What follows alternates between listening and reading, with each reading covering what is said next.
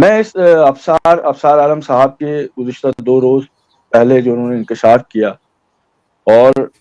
جو ہے وہ پوری دنیا کے میڈیا پر جناب افسار عالم صاحب کی اس انٹرویو کی چرچا ہے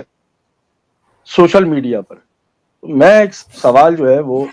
ان اینکرس پرسن سے اور اس پاکستان کے میڈیا سے، میں ان مولویوں سے، علماؤں سے،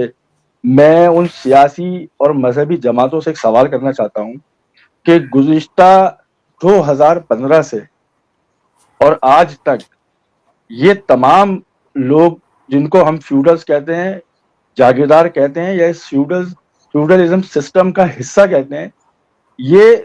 جو 2015 سے بانی و قائد تحریک جناب الطاف حسین بھائی کی کریکٹر ایسیسینیشنز، ایم کیو ایم کے کارکنان اور ایم کیو ایم پہ اور مہاجروں پہ جس گلے پھاڑ پھاڑ کے جو کیچڑ اچھالتے رہے،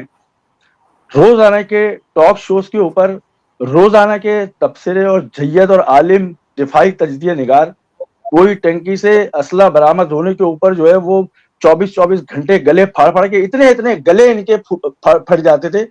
اور یہ تبصرے کرتے تھے، ایم کیو ایم کے خلاف غلاظت اگلتے تھے، اور دیگر جو سیاسی اور مذہبی جماعتیں وہ اپنے بڑے اجتماع کے اندر جو ہے وہ انگلیاں اٹھایا کرتی تھی. آج یہ 2 دن سے میں یہ دیکھ رہا ہوں کہ یہ جو موت کا سناٹا ہے ان کے اندر، یہ بات مجھے محسوس ہو رہی ہے. میں اس نقطے کو اجاگر کرنا چاہ رہا تھا کہ یہ سالوں، جس طرح قاسم بھائی نے کہا کہ کس طرح پہلے بھی بریگیڈیئر امتیاز باللہ جو ہے اس نے ایک طویل عرصے بعد آ کر اس بات کا انکشاف کیا کہ جو جناب پور کے نقشے تھے، یا ایم کیو ایم کے جو عقوبت خانے دکھائے گئے تھے، یا ایم کیو ایم کے خلاف جو آپریشن کیا گیا تھا، وہ واقعتاً جو ہے وہ سندھ کی 72 بڑی مچھلیوں کے خلاف ہونے والا آپریشن، کرمنل پتارے داروں کے خلاف ہونے والے آپریشن کو جو ہے وہ ایم کیو ایم کی جانب جان بوجھ کے سازش کے تحت موڑا گیا.